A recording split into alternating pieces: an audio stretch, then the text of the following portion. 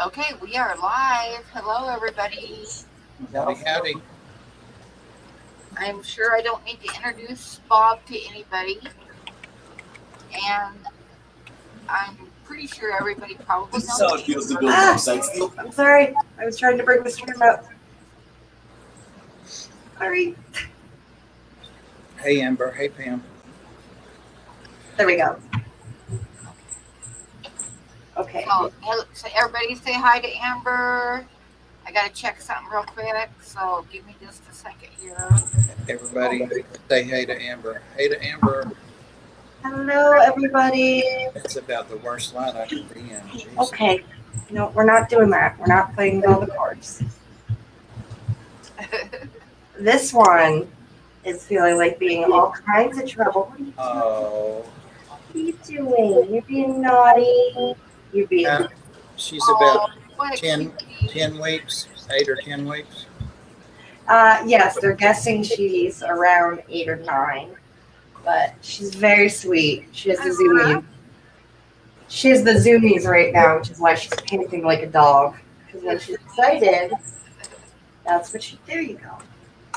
Okay, Right. so our plan for the night is in a little bit. I'm going to pull up Amber's website, and she's going to show you some of the fish that she has for sale. So I'll have to pull it up. She'll have to tell me where she wants me to go so she can talk about different fishies. Because she's going to be moving and she needs to sell some of her fishies. I do. I need to clear pretty much all of them out, except for the fry. It's going to be... her website at the top of the chat, too, so if anybody wants to go to it. It's going to be a lot of dealing with very excited kitten. Hi, Poppy. Hey, she's climbing on the ring light. What are you doing? I'm so sorry. She's getting jazzed up. I'm very excited. The And zoomies. then I'm going to give away 3 of these guys, too, tonight. I'm trying to bring StreamYard back up. Oh, come on. Dreamweaver Aquatics, hello. Oh, I figured it out. Go me. Look at that. It's been a day. I'm so sorry. I also feel a little bit like a new mom. I'm getting almost no sleep between her and Peanut playing and her just chasing. What? Oh my goodness. And her chasing Peanut. My phone is nearly out of storage and memory from taking so many pictures and video. Yeah, she's trouble. I can see that. She's Hey. on the couch behind you. She is. Hey, Poppy. Good night, Skipper. Oh, did Skipper come in? He said he said hi and bye. I missed him totally. Yeah, he sent me a message that he wasn't going to make it because he's working a double shift. Yeah, and he's got to work in the morning early. So. Yep. Hello, Jess from Maine's Tails, Furs, and Fins. Hey, Jess. Oh, I moved. Mike says Amber bought the cat and the cat won. The cat is going crazy right now, like I've never seen. I think Peanut's probably hiding because he's like, I'm old. I just want to chill out at night. I'm not all about Right. hardcore. Wait till Star and Yazzie start barking. Oh, you heard your name, Peanut? I feel like I'm officially becoming that crazy cat lady.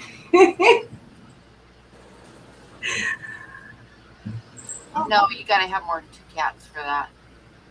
2's a good start, but I had my way. I'd have a lot more, but I have one of those ladies down the road from me, and she probably has like 25 or so cats. that's a lot. My aunts growing up had an open kitchen door policy for any cats that wanted to wander in, and then they'd get them fixed, and they were just indoor outdoors. So we always had a ridiculous amount of cats. Are you gonna come back now? That's right, Holly.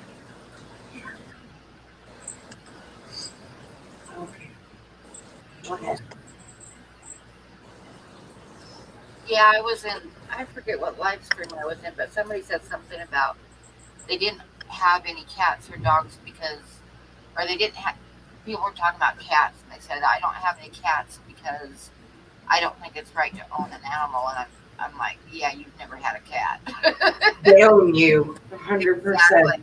100%. You. They do what they want to do. You do not own them. I kept her because Peanut liked her so much. If he hadn't liked her, I wouldn't have kept her. But I He probably misses his companion. I think he does. So what happened is I had seen her in the hey, okay. She's climbing my lime tree. Oh, Poppy, you're so. It's just, I'm sorry. It's gonna be probably. Have you had anybody in there, Amber, since you got her? No, I haven't. Okay, this is her first company then. Yes. Ava did stop by the other day for like 10 minutes. She was hiding the whole time because she's still afraid of most people. But anytime I'm talking like on the phone or to myself around the house, she gets really excited. So Yeah, and it was 102, 103 here today. I saw there was a heat wave hitting the Midwest. Yeah, that's why I'm all sweaty and flush. So I think she's probably just excited that it's not boiling out, right? I'm sorry, it's just gonna be a lot of it. She's so naughty. Oh, right, Matt. Everyone This horrible keeps light saying, I'm in. You see what Matt said? Why are you looking so young? Did you find some serum? I covered up half my computer screen because I can't figure out how to dim it right now. So it's awful light. Now, you tell me your opinion, Bob, because you seem to know more about cats and colors than I do. Everyone keeps telling me she's crazy and talks a lot because she's a calico. Is that a thing? Calico is 3 colors. It doesn't have to be orange or red and black or white. It can be cream and gray and tan, which she is, I think. Or she's brown and gray, and she's got a little tan that would be orange on her nose. We need to show Uncle Bob what you look like. I called her a calico when I saw. Yeah, she's just like. She's 3 colors, so she's a calico. If she had a 4th color, she could be a tortie, even though she doesn't have a tortoiseshell pattern. Interesting. She's a pretty. That's what she is. She's a baby. She is, and she's a lot. I don't think I've ever had a cat that talks this much, and I've dated individuals who had Siamese that would follow me around screaming nonstop because I was an intruder. Ricky's saying in the chat his calico talks all the time, and not only I didn't know this till I was an old man, but breeds talk some more than others, but colors do too. Like black cats, calico cats, they're more talkative and more engaging. So she definitely a calico then. If she's a Duluth calico. Mike is the cat expert in here, so he concurs. We got her diagnosed. This is a fish stream, but I'm like, help me figure out my cat. we have other stuff. Sometimes Tam talks about fish. Sometimes. Hey, geek boy. What, does someone complain because I'm not talking about fish? We're going to get to fish. No, did they say something? And when Pam does talk about fish, we all learn a lot for the 10 minutes that she'll allow. Yeah, it's compressed, so get your notes ready. Yep. Well, I don't think they did because everybody here loves their animals. So. Hi, Liquid Zoo. I'm not even looking at the chat. I apologize, everyone. Okay, so I'm going to show everybody Amber's website because she needs to sell some of her fish before she moves so she doesn't have to move all of them. And she's got she's selling her breeders and stuff for you guys. Pay attention. So hang on here. Okay. Whoa. Puppy. Come here. Shh. I know. Just calm for a minute. Several other people said to look calico also. Well, then that's what you are. You're crazy, too. So this is Amber's website where she's selling some of her Bettas. And I have it like pinned at the top if anybody, so afterwards if you want to go buy something, it's pinned at the top of the chat. And have a beautiful fish on for the first place. Oh, okay. That's why we're not jumping up and down. She just missed the desk. I'm sorry. She's doing a massive downsize, and the Bettas listed for sale are mostly for breeders and holdbacks to be used for breeding. So these are special fish, guys. So if you ever wanted to think about Bettas and breeding Bettas, this is the place to go, and now is the time to go there. There. Oh, that's no. Oh, come here. I don't care. I'm so sorry. Yes, it's kind of unfortunate in a sense, but I'm really glad that I'm able to mostly advertise the fish to the community, so at least I know they're going to people who can care for fish. Exactly. And not elsewise. There's Bob's juvenile male right there on the right. I was gonna say, is that the one that Bob got? That's really pretty. That is mine. That one is, if you click on the listing, I actually did like I used to do with Aquabid, where if you scroll down, I have unlisted like micro videos of the fish so you can see how they look when they're actually swimming and doing their thing. So that's a better indicator of its color, because I don't know if you can see the body on that one, but it's like a cellophane yellow. It's really pretty. I like it. It is. Yeah. Bob chose very well, and because it is a juvenile male, and you said you wanted to breed, I did include a breeder male. Because So then we got this guy here is a blue marble Nemo koi male. that is a terrible picture because he didn't want to cooperate, which is also part of why, pro tip for people who are trying to sell fish. I learned this from Aquabid. If you do video, you can actually see the fish's proper form correctly versus when it's turning or kind of not cooperating for pictures. He's pretty. Yes, and I do hope somebody ends up using him for breeding. All of these guys, really.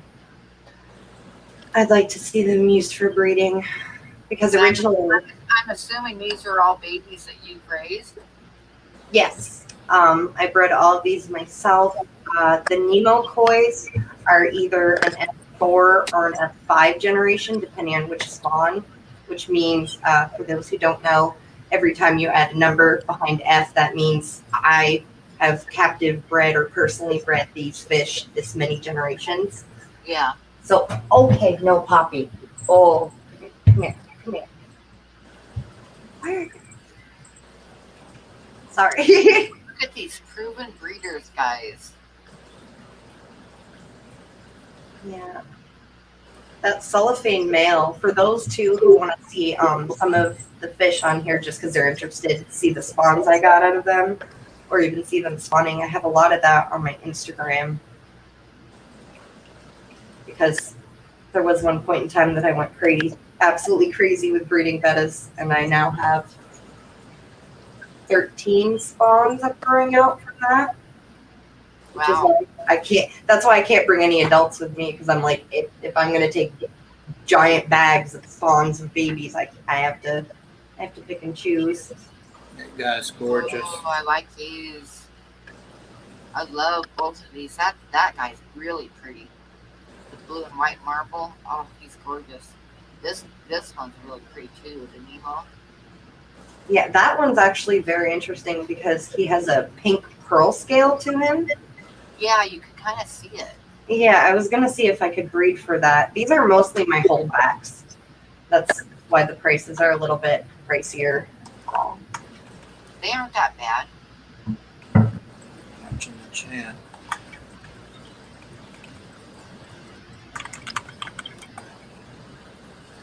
Very pretty fish. Yeah, I saw that, Loretta. Pam watches a lot of Bigfoot. Do Pam, for what it's worth, I believe. Hi. you believe in the Bigfoot? I do actually. I actually saw one night, so yeah, I do believe. Did you really? Yeah. Is Where?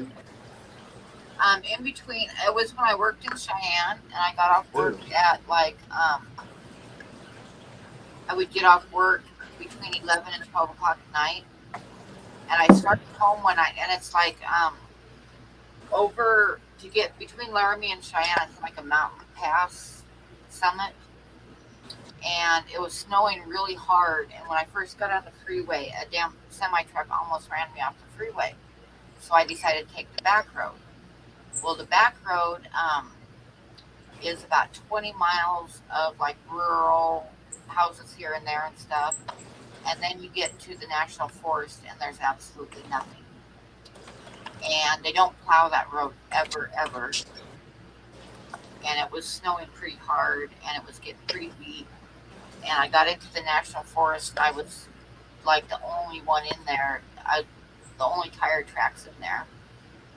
And by that time it was like 1 o'clock in the morning, and there was well over a foot of fresh snow and still snowing hard off and on. And I got down into the national forest and I was coming down a road. Are you sure you want to hear this? Yes.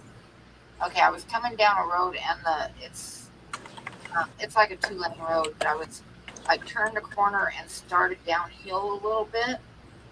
And when I turned the corner and started down, there was just a little bit of a hill, and then it flattened out again. And the headlights hit this big thing in the road, as they were pointing down and stuff.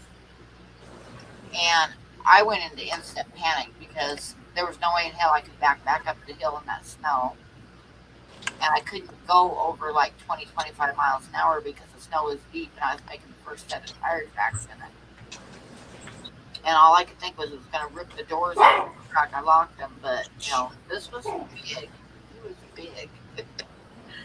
And yeah, so I was about having a heart attack. Yes. But when I got down the bottom of the hill and turned where he was gone. He'd left. So, and then just a little bit further than that, there was some deer in the road, and they did not want to get out of the road at all or out of the headlights at all. So I think it was after the deer. Anyway, Wow. that's my story. Kind of boring. Holly said Kinda she boring. saw him when she was a child in Washington. Oh yeah, Washington's got a lot of. Washington has a lot of Bigfoot stories. So does upstate New York, which is part of why I've Yeah. always loved Bigfoot stories, because And you live right there. And one of the best. I one don't of the- usually talk about it because I know a lot of people don't believe me or think I'm seeing things or blah blah blah blah blah. But yeah, No, that's cool. Growing up, especially growing up on Lake Champlain, I always was very big into cryptozoology, and in retrospect, it's probably to keep me quiet and entertained on the boat. But my grandpa used to take me out fishing, and while we were fishing, he would have me do like an expedition to hunt for champ, which is the Lake Champlain's version of Nessie. yeah.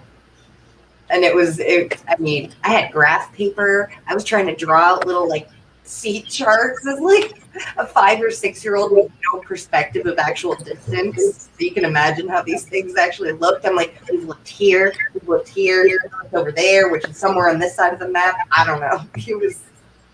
It was interesting, but This guy. for many years I had aspirations of being a cryptozoologist and just discovering Nessie. Yeah. Oh, that would be fun. That one's pretty there. But that's definitely the childhood dream where you just, it's never gonna happen.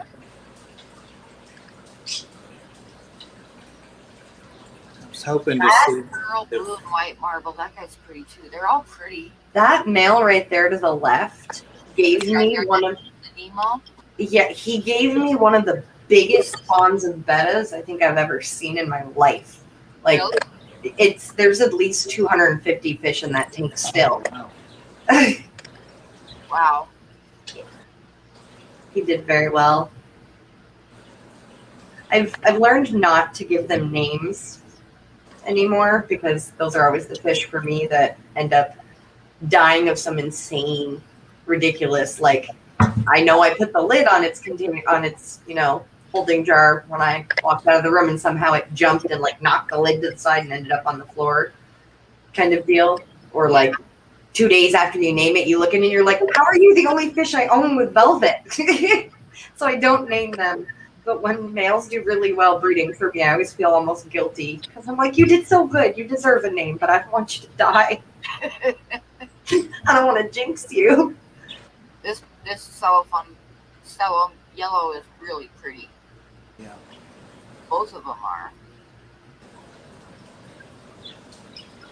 Yeah, GRB is saying today it's frowned upon for kids to explore their local waterways. That's sad because one of my favorite things as a kid that has stuck with me and will be a seen out someday adult dream is sturgeon. I love sturgeon. They are so cool. They are like truly prehistoric fish, and they give no F's. They don't really care. They don't freak out or anything. So growing up, we would like go wading in the shallows and stuff. And certain times of day and certain times of the year, there would be whole groups of just these huge females gathered in the shallows, because I guess that's kind of part of how they spawn. Is like females gather in shallows once a year, and then I assume the males seek them out. I haven't actually looked into it, but all I know is you could find huge groups of them like logs, and if you moved really slow, you could reach your hand through the water and touch it, and it would just kind of like glide away like some kind of leather submarine. It's what I always thought of them as. We used to see them a lot in Jacksonville, but inland, where the water's not brackish and really clear. We used to see them a lot there, go fishing. Beautiful. I just got so much more excited about collecting when I moved out. I know you can't collect. I know there's most species of sturgeon you aren't legally able to collect, but someday I would really love to have a giant outdoor holding pond in ground and have a group of starry sturgeon that I could breed and like help preserve some of the numbers, because I don't know if most people know this. When I was growing up in Oregon at Bonneville Dam in the Columbia River Gorge, they had a fish hatchery, and they had a couple ponds that were fairly shallow with some really big sturgeon that you could see. I just read Dana King's. They were totally amazing, but one night somebody got in there and with a knife and killed those fish, which I don't understand how people can do shit like that. But yeah, they had some really cool sturgeon there, but somebody killed them.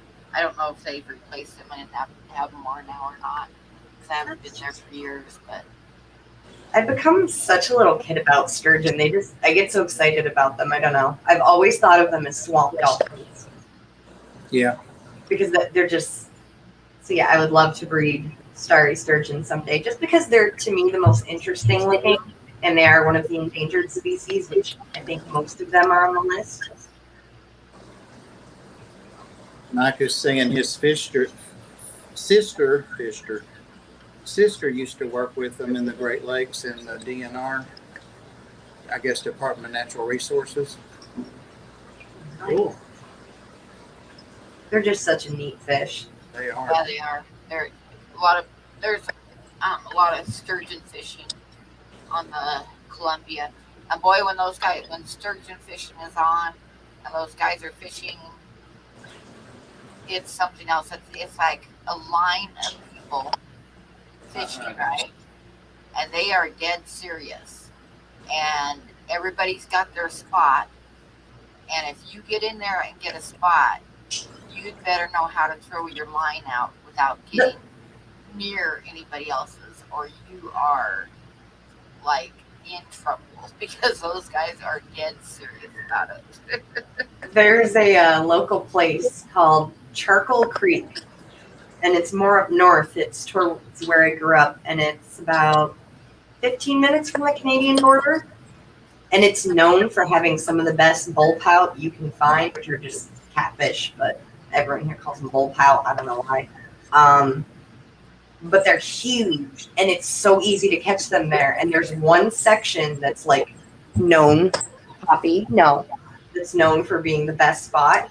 And there's a telephone wire running along the top, like over the side of the road where people stand. And that entire thing is decorated like Christmas tinsel with just lures and lines. Oh, no. Because everyone casting will catch it up. And the funny thing is, it's known for being a little bit of a more rural town with the types of people you might assume would be there. So I have 100% driven by there and seen two men duking it out with one holding like a Budweiser in one hand. Oh yeah, they get and that's the same thing with fishing on the Columbia. They are dead serious about their spot, and you better not cross your line over theirs. No, and the thing is, You better be able to cast on a dime. it takes a brave soul to fish there because they are good old boys. Like, I remember trying to go there with my boyfriend in high school a few times, and they didn't care that we were kids. They didn't give any damns. They were just, why do you think you can be staying in one of these spots? And I'm like, they're like, you're not from around here, are you, miss? And I'm just like, we're from Fairfield. It's like 20 minutes that way. I'm so sorry. Like, Yep, and they just kind of like look at me and spit. that's the way it is on the Columbia too. I mean, they're serious. They're serious. And like I said, everybody's got their spot, and you better know how to cast. But to be fair, Vermont is also a very big sports game state, to the point of where my grandfather, who didn't hate anyone, for the rest of the time he was alive, hated one of our family's good friends because my grandpa had shot a deer out of one of my grandpa's tree stands the year before, and then this family friend went and used that tree stand the next year and got a deer. And it was such a big, deep betrayal to my grandfather that Mike would use his stand, his lucky stand and spot without asking, that he just hated him for the last 15 remaining years. Because around here, it's just that is a personal crime. Yep. Okay, so what? You got anything to say about these two guys? Oh, the red pearl. I didn't expect. He is out of a generation of koi, and it just randomly threw a dragon. Wow. Which is part of why he's so pearl scale. He's really pretty. And then that solo male is actually one of the brothers to Bob's male, and it has the same interesting yellow body color, only Bob's is like way more saturated and has the reds. And I like the yellow and the pink together. Yeah. They're very pretty. yeah. I changed my mind so many times when I was picking a pair. Well, someday you can just come visit me and pick out all the Bettas you want and take them off. Oh, these guys are both really pretty, but they're both sold. I really like that markings on that one. I actually have a couple babies. Why are you chewing that? No, that's not for you. Why are your paws wet? What have you been doing? See, I love that yellow and pink. I really like that.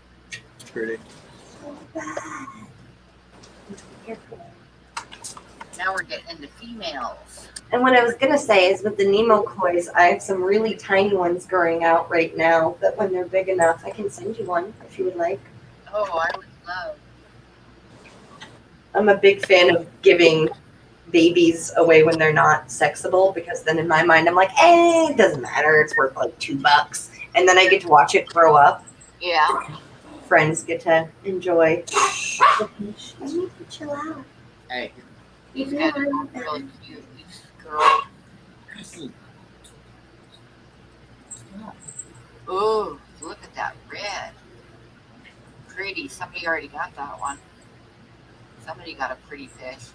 I need to go through and clear out sold fish. That's not my female. 23 is Maria Z. Maria. Yeah, Maria got a pretty one. She got that, and female 19, which is a red and white. Female. That white and blue marble's pretty too. Love blue. No, not on the computer, baby.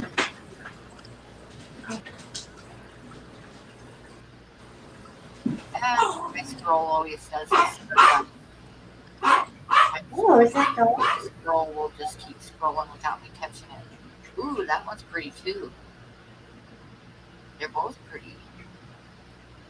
I need to, at some point, I would like to figure out my shadow box a little better. Played around with it, but some of the pictures that I end up getting, the colors just don't look the way they do in person, and I don't edit my pictures or videos at all because that's just wrong when you're selling something, in my opinion. Not to insult anyone, but I think it's unfair to edit a picture of a fish that you're selling, because it should be what you see is exactly what you get, if not it's way better in person kind of deal. Yeah, that's the same with my art. I can't get good pictures of it, so it always looks better in person. When you Man, what are you talking about? Every time you upload a new card and I get the email alert and go, look, I have this moment of just, oh, Amber, you're so not an artist.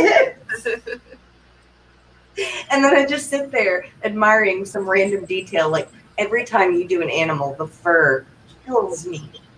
It's so hard to do textures and different, I don't know how you do it, Pam. You're a very talented lady. Poppy. This little girl's really pretty too. Just 1 second. I'm so sorry. Hey, what are you? That is definitely not a toy. Okay. She had her claws stuck in a fishnet. Oh no. We had the very exciting discovery today of the python. That one female to the right, Yeah. she was so pushy. I almost didn't think the male was going to breed with her because she was chasing him around the tank to the point of where he couldn't bubble vest because she was just like, I'm ready. Wiggle, wiggle, wiggle. I'm ready. Wiggle, wiggle, wiggle. He couldn't focus on his nest at all. I finally, when they finished spawning, I pulled her out and he had like, I think 8 or 9 bubbles in his nest. And the minute she was out, he just started blowing bubbles like mad. Like, oh, thank God. Get that crazy woman off me. She's pretty. Yeah, she is. No, I'm just hoping whoever ends up buying these fish, they either intend on breeding them or at some point down the line, just give it a shot, because, I mean, it's a lot easier when you're working with fish that are, first of all, line bred, so they have good genetics, and secondly, if you're buying one that's already bred, obviously it's going to be a lot easier. But I've also found, and this is anecdotal, but good fathers make good fathers. So, like, I've had egg eaters before where I artificially hatched the eggs, and all the males from those spawns were egg eaters, and I'm like, I don't understand. That's interesting. And I've had that happen a few other times where there was one thing or another. Maybe the male was hyper aggressive with the female, maybe he was a bad bubble nester, but those traits seem to be genetic. Which is why a lot of breeders like to work with their own lines, because they know, okay, these things have been breeding in throughout generations. They're good.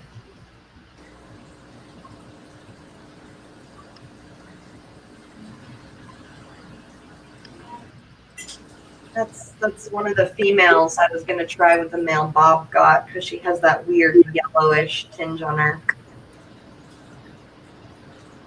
And that one had a disclaimer in it because she just refused to cooperate. I put her in the beanie container to take the video and pictures.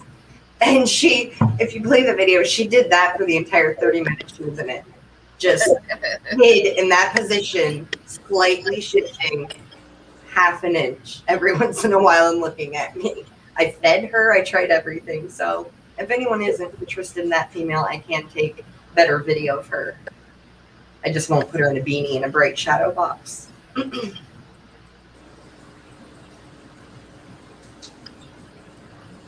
These guys are both really pretty females too. Oh, they're both old. Ooh, I like how this one's got the red on like the fins. Yep, that is Ginger Braves female. Ah. Yeah. She also has this weird little black ring along her tail edge. It's fun with koi how sometimes the cellophanes randomly pop in little colors here and there. Yeah. Patty, yeah, a lot of them are non-breeders, as in like not proven breeders, but they're all breeder quality. I don't think I'm not meaning to be rude when I say this, but I don't think I've produced. That one's nice. Yeah, it is. Because for I like something, the black on the edges of the scales. It's really neat. because the thing about Bettas is as long as they, in general, have good form and finnage and don't have any defects, they are technically breeder stock, or they could be breeder stock. But then if you actually get into proper show, like if you look at the cellophane female on the left, that picture is a really good example of what you want to see in like a top line. So she doesn't have a weird jut to her nose. She doesn't have a weird dip in her head. She just has a perfectly smooth top line to her, and her fins perfectly rounded. Those are all what really pushes them to like breeder quality. And that's really what I shoot for, just because up until recently, I've only been really breeding for me. So it's nice to be able to have good stock to work with. Because I started breeding Bettas in the late 90s, when all you could find in pet stores were male crown tails and male Cambodians, or what they're called. They're a white body red fin. That was like all you could find at the time. Wow. At least in Vermont. We had one pet shop at the time. And hi, Patty, and hi, Chalupa, no tomatoes. 503, hi. The area code where I grew up was 543. Because I grew up in Scappoose, so you probably know where that's at, 503. Aw, your state's so big it has multiple zip codes. Or area codes. Codes. Past That- my time. Yeah, that's in Oregon. We're 802. That's all Vermont is. We're the 802 state. We're too Yeah. small to have more than one. That's why Wyoming just has one, too. Wyoming is pretty spread out though, but you don't Yeah, have a it's population. spread out, but we have the lowest population per square mile of any of the lower 48s. Yeah, Wyoming and Montana both. They made me feel a certain way when I was road tripping through there. When I lost cell service in a few spots, I was like, I hope I don't have car trouble here. They'll find my body when the vultures are done with me in 3 weeks. Oh, this girl's really pretty, too. That Yeah. wasn't that long ago, Amber. That was what, a year and a half ago? Yeah, that I actually did almost, well, not almost died, but I felt like I was going to in Montana. So I had this rule while road tripping that when I hit 1/8 of a mile to empty, I'll start looking for gas. Don't do that in some states. Don't do that in a lot of states out west, because the distance between gas stations And Yeah. the Google Maps directions. Yeah, if you're in northern Wyoming Oh, and going from Sheridan, Wyoming to Billings, Montana, you go through mm-mm. the Crow Indian Reservation, and there is no gas stations. Well, I was Sheridan in most of the way through there. I'm Better pretty, be prepared and fill up either in Sheridan or in Billings. oh no, ma'am, I was not prepared, and I was in Montana, and I was in a stretch where there was nothing. Yeah, There was nothing, and I kept driving, and my phone had no service, and I'm like, I don't know where I am. I don't know where I'm going. I'm running low on gas. I don't see civilization anywhere. I'm just gonna yeah. keep driving. When I moved from Montana and I moved down to Colorado, my cousin was driving the truck, the moving van, and I was behind him in my truck with, and then we were going back and forth on the phone, and we got out into the Crow Indian Reservation, and I'm like texting him, and I'm like, I'm down to a quarter tank of gas. And he's like, yeah, if I see anything, I'll stop. And then I'm like, I have an eighth of a tank of gas. And then a little while later, it's like, I'm redlining. And then it was like, I'm a quarter of an inch below the empty line. I am running on fumes.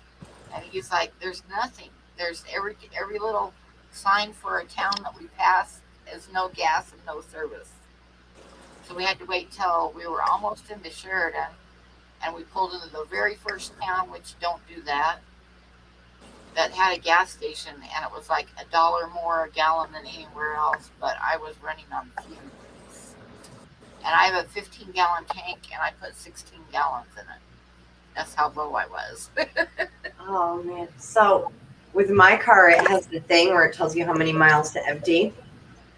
And I was driving along that road, and it got to 18 miles to empty, and I had a tiny bit of cell phone service, and I went, oh my God, that's amazing. So I try to find gas, and I find a petrol station that's like, it was like 2 miles shy of what I was about to run. It was like, I think 16, and I was 18 down. I'm like, okay, I can do it. I get there, Pam, it's an abandoned oil rig. They had a Phillips station for their vehicles at one point when it was. I get out of the car and I'm on the phone with someone and I'm like, I have to go. What's going on? And first time in my life, I could not. A tumbleweed goes by. I've never seen a tumbleweed in person, and I'm like, I swear to God, I'm gonna die out here. I gotta go. And I look up the next place because I've had barely enough service, and it was like 12 miles that I didn't have in my car. So the whole time I'm driving, I'm sweating and shaking. I'm like, come on, baby, I swear. Oh yeah, I was putting it in neutral and coasting down hills and everything because I was like so almost out of gas. Oh, but it gets better. I get to the gas station and that dang attendant, what a nasty lady. Oh, I get out and I'm shaking and I'm like, I need to, it's not even prepay at the pump with cards. And I'm covered in sweat. Like, I am covered in sweat. I'm shaking like a mad woman. And I go in and she's giving me a dirty look as I'm trying to pay. And I'm shaking. I'm like, oh my God, I'm from Vermont. We talk a lot, especially when something just happened. We want to share it with someone. So I'm just rambling and I'm like, I thought I was going to die. I saw my first tumbleweed. And she's like, you're good to go. I go out, fill the car, leave. 5 minutes later, there's blue and white flashing in my rear view because she had called the freaking highway patrol on me, claiming I was on drugs. Oh my God. The guy gets to my door and I'm like explaining myself. I start crying and he's like, it's no reason to cry. I'm like, I'm having the worst damn day. And I explained everything that happened. And I'm like, and there's no cell service here. And this guy looks at me for like 10 seconds and then rocks back on his heels and just starts laughing ass off at me. He's like, oh, you are not from around here. I saw those plates. And I'm like, yeah, I'm from Vermont. We have none of this. I don't understand what's going on. And he goes, little tip for you. When you get down to a quarter of a tank of gas, you find a gas station and you go to that. That's your destination out west. And I'm like, okay. Okay. And then he also recommended that anytime I see truckers in line at a gas station for any food, I should eat there. And I actually had the best fried chicken of my life 2 days later in Arkansas, taking that advice. Yep, that's where you go eat, is where the truckers go. Yep, that's for sure. Amber Zen Ginger has a question there. I don't know if you saw it. I missed it. I'm not. Um, I'll let you read it if you can see it there. Oh, will I be switching my name over to Beta Queen now? See, I don't know. The whole reason I went with that for the website is because my New York ex, who is, he bought BigCityBettas.com as like a birthday present. And then when we broke up, he kept it and refuses to sell it to me 6 years later. He refuses to sell it to me. And I was like, I don't know what else to go with. I was like, this works. It's memorable. But I thought about changing everything. But a lot of people said because so many people know about Big City Bettas, I should keep it.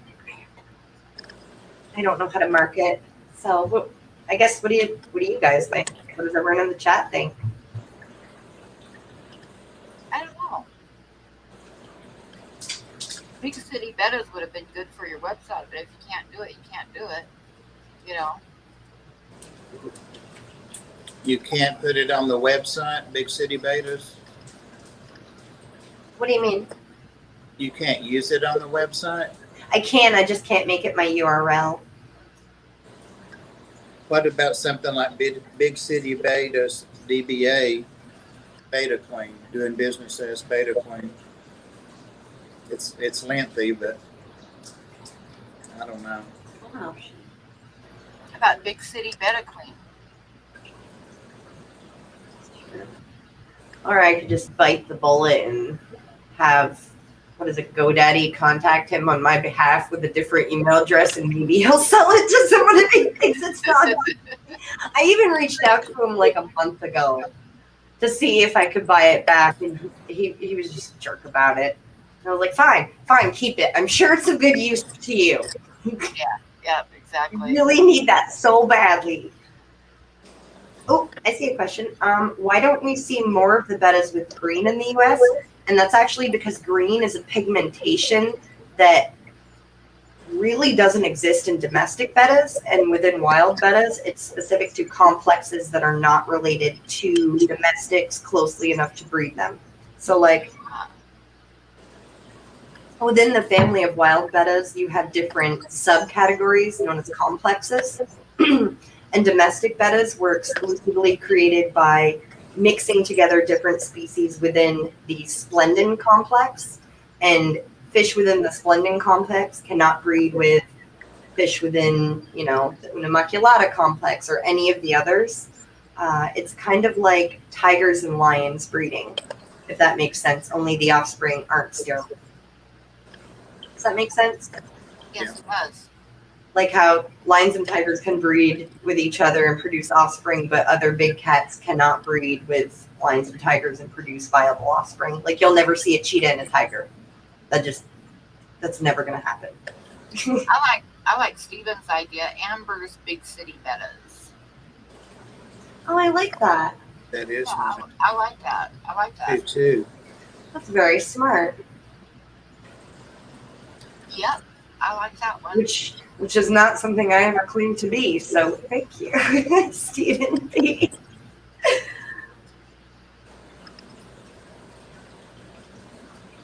I saw another question. Now I can't find it. I did too, but I don't now. Someone said if you can prove you own something, you can be forced to give it up.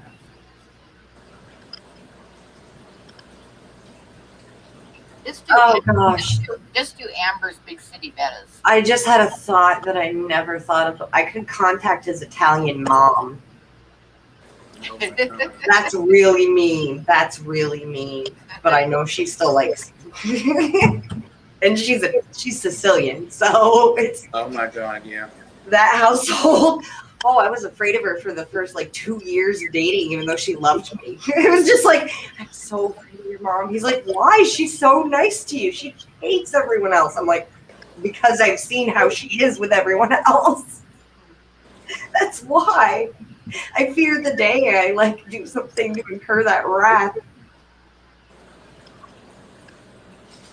But on that note, total side note, have any of you guys had like proper manicotti where it's made like a pasta crepe and not the store-bought noodle tube thing? Not me. It's so basically, at least this is how his family explained it to me. And I watched her do it and I know how to do it, but like it's essentially pasta dough, only you start with a base of water and add a tiny bit of baking soda. So it's like a pancake batter mixed with pasta dough. And you cook it on a griddle like a crepe. And it's the most like delicate, dainty, amazing pasta. For those in the chat who are listening and love manicotti and have never done this, look up like the proper way to make manicotti with like egg crepes. They're so good. Oh, that sounds good. I can't mention that woman without giving her credit for making the best manicotti anyone has ever had in their lives. I once ate an entire I think this is why she liked me, actually. I once ate an entire 9x13 pan of them by myself. Stone cold sober, no alcohol was involved. They were just, I kept going back for more. Thank you, 503.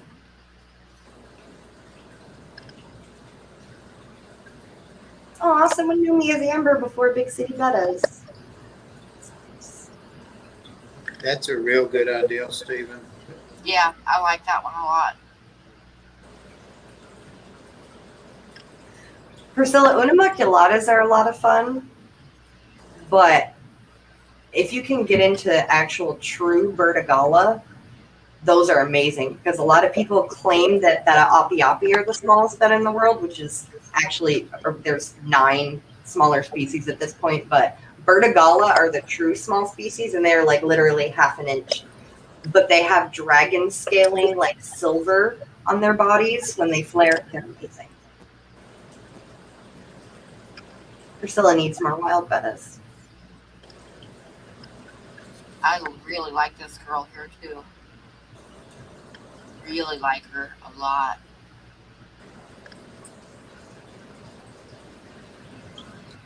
She had some amazing babies. It made me self-conscious about clicking the videos though, because then you're going to see everything that I watched, and I didn't even think about that. Oh, look at her. Oh, she's so pretty. Yeah.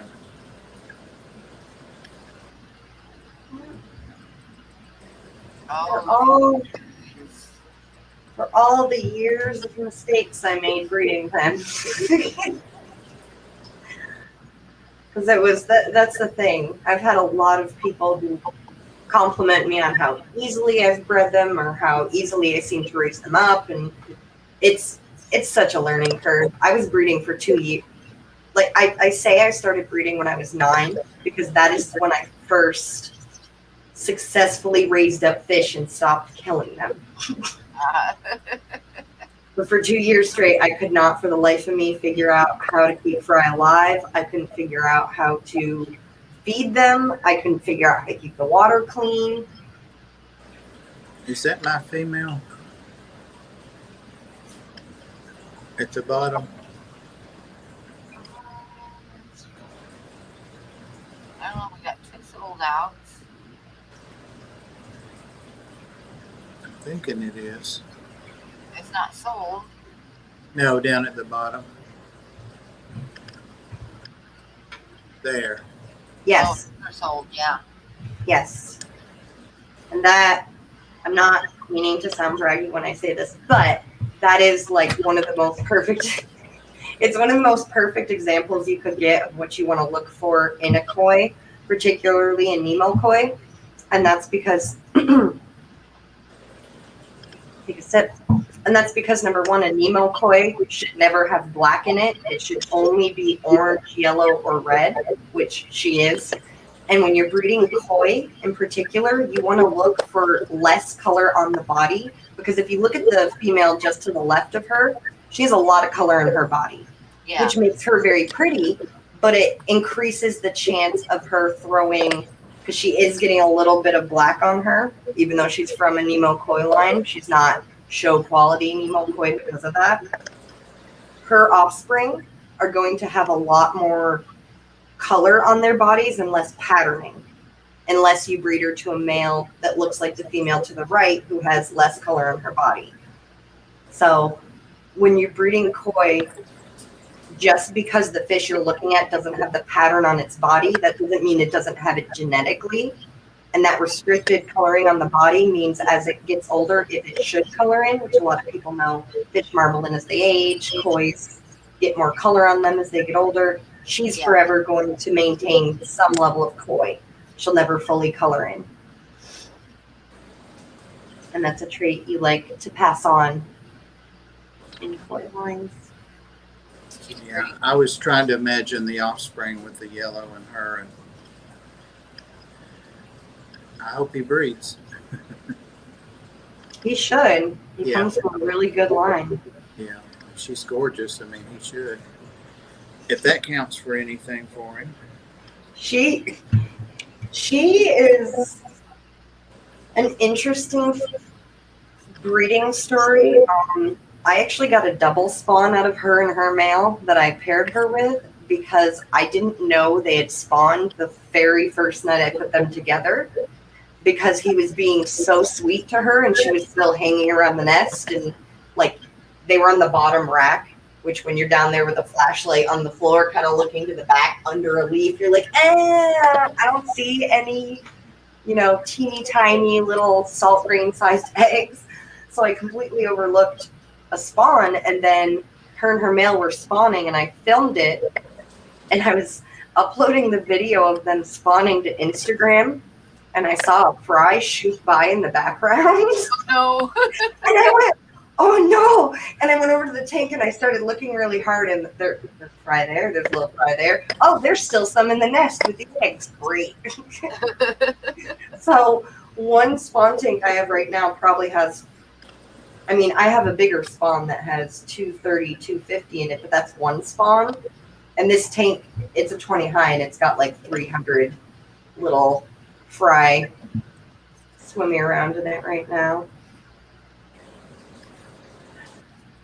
I'm going to definitely need those 90 gallons set up once I move, because I have 90-gallon tubs that I'm hoping to put in the yard to grow bettas out in. And with the size of these spawns, I'm like, well, that's your upgrade.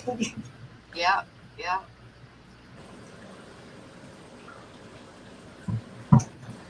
Alien bettas are not bred to be unbreedable. That's kind of a common misconception that's been going around, because alien bettas are any combination of the splendin complex, which is how you get different colors in alien bettas. It's why some of them have different shaped heads and kind of backs to them. So you do have certain ones that, because of what the mix of species is, they're sterile, but it's not anything intentional by people breeding them. It was just one of those, we decided to throw Maha Caiensis with X, Y, and Z, and it produced a sterile offspring. It wasn't intentional. It's just random ones.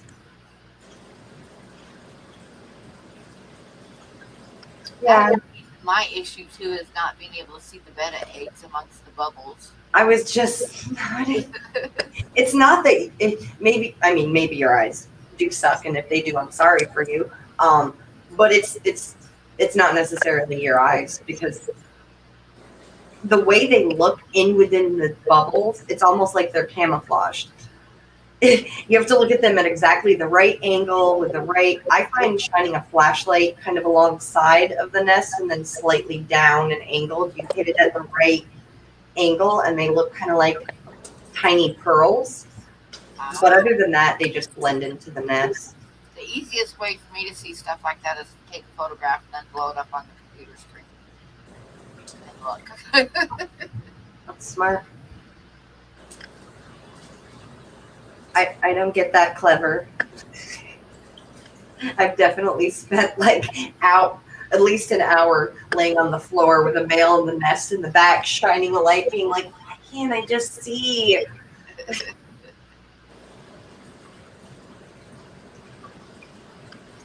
RV Animals Rescue, if you do end up getting into wild bettas, not that you asked, but I highly recommend starting with Betta rubra because they can both bubble nest and mouth brood, though they predominantly mouth brood. You can keep them in a community, and they tend to be more outgoing than a lot of other wilds. So if you are looking to get into them, rubra is a good place to start, and they're pretty well available.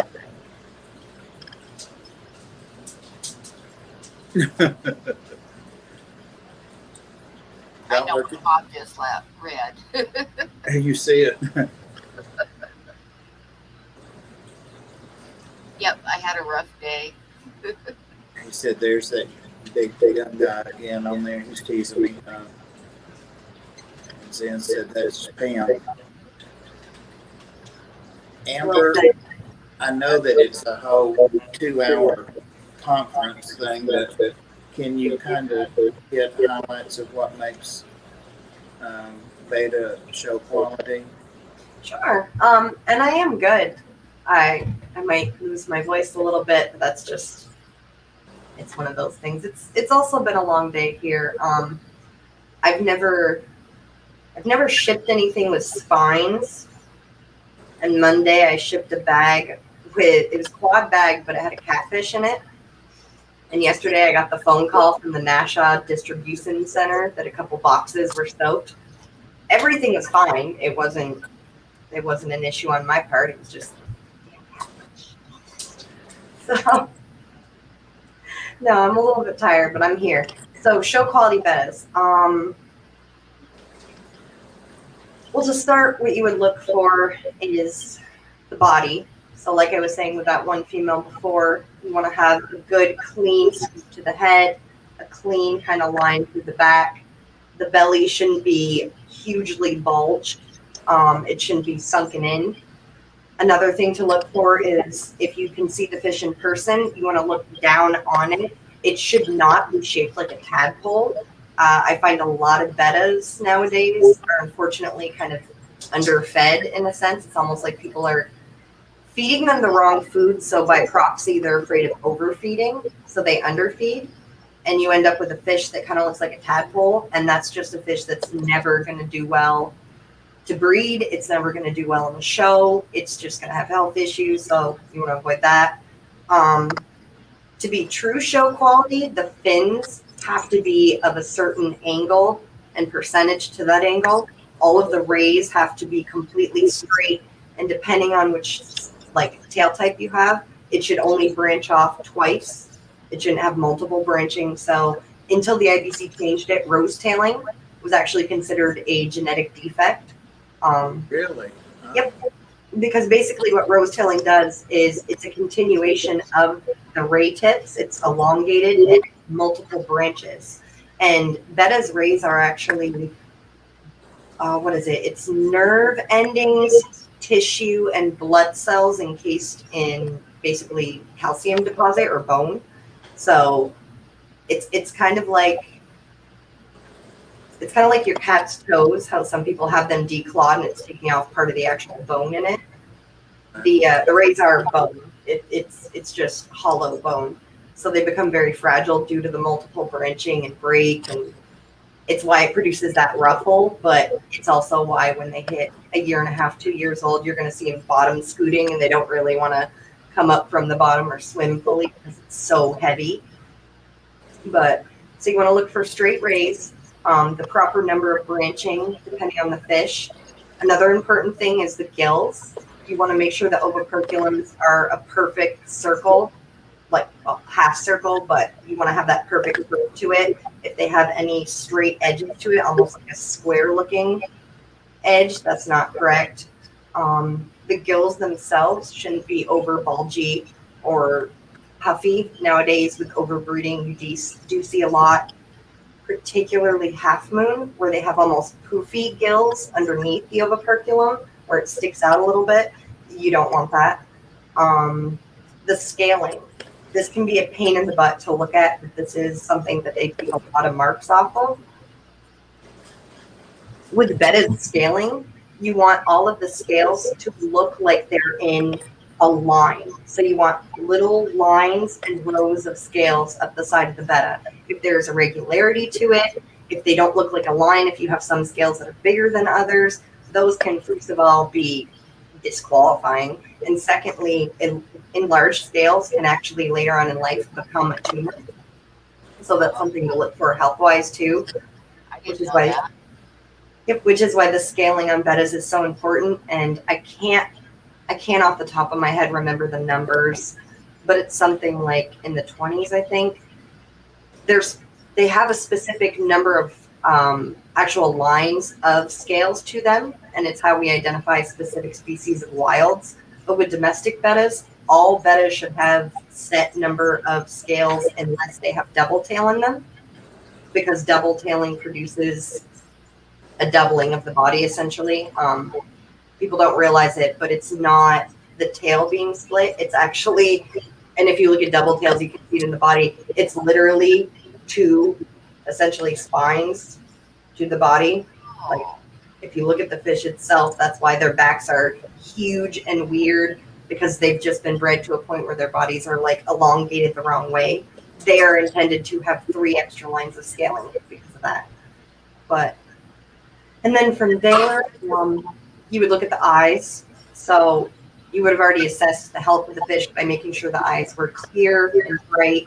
But at that point, you want to look at the eyes. And it's kind of a weird detail, but a lot of judges do not like fish with mismatched eyes.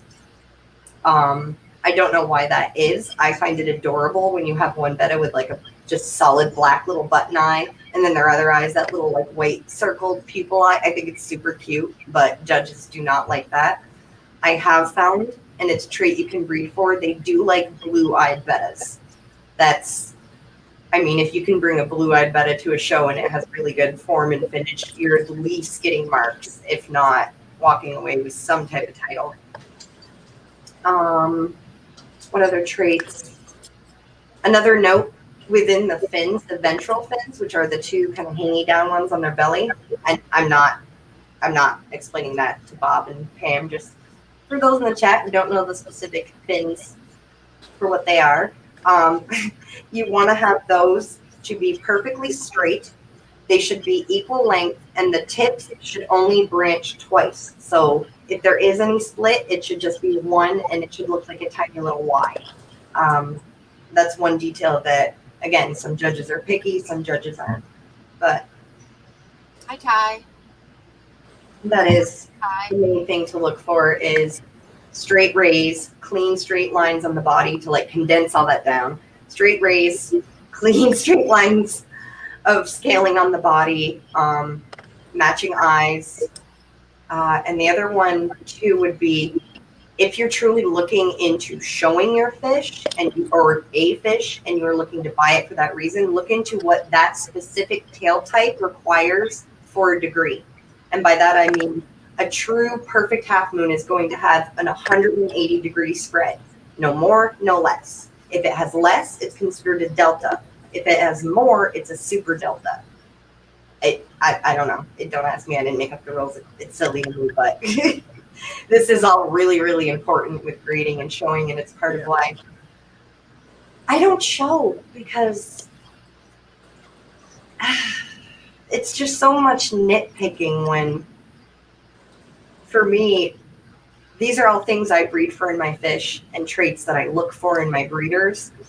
But when it comes to show, you can have that perfect fish with those perfect lines, perfect scaling, perfect everything, but you might get a judge who's partial to Dumbos, and somebody else submitted a Dumbo. And it makes you feel really bad about your 5-year genetic project that you've poured your heart into, because you put it all into having somebody else validate it for you.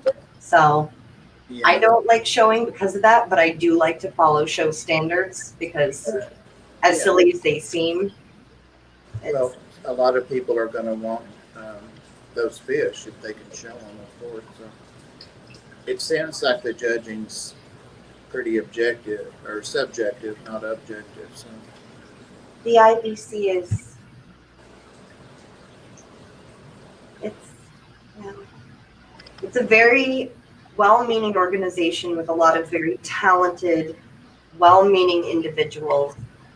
But like with any other group or club, the politics and inter-community kind of just a bunch of women that don't like each other for whatever reason. But there's And one. then everything I've ever been involved in, which was not fish, but like I've shown at dog shows, and I've shown at horse shows, and everything I ever have gotten involved in, it's like there's so much nastiness. It's like, yeah, she won. Her horse won because she took the judge out for dinner last night. Yeah, stuff like that. I did gymkhanas for about 6 years. Those ladies are some of the pettiest people you will ever meet. I once had a girl oil my saddle before I went in the ring. Oh God.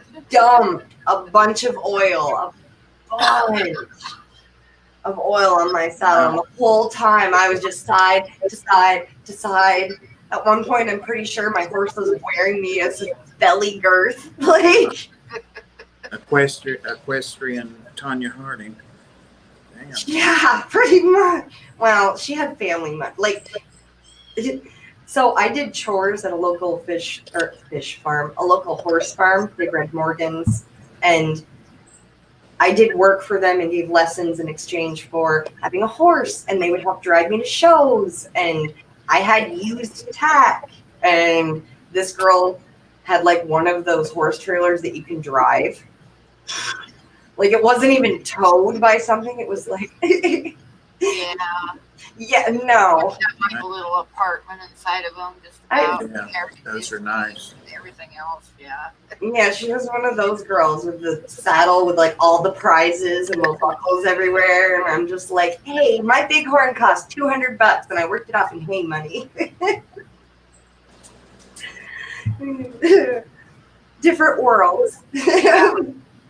All of the shows are, you get into, like I showed German Shepherds, and you get nastiness. I mean, it's just, people are just awful when they're get involved with that stuff. It's like so much pettiness. So much pettiness. I hate to say to be that person, especially when you get a bunch of women involved. That seems to just escalate the situation harder. Jess says it's vicious, the equestrian show world. Hey, stop crying. Oh my goodness. Oh, I know. She talks. She does. Well, I always have to have a dumb follow-up question, Amber. Always, at least one. What about, I think it's called comportment in some fish shows and judging? Like Deportment. Deportment, yeah. Deportment is basically your male's willingness to flare.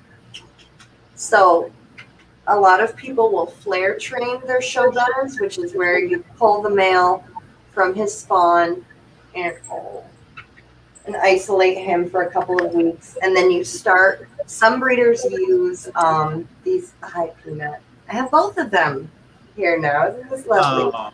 Family party. Anyways, so deport, to train them, some people will use little fake bettas on a stick. Some people will just use a stick with like a red dot.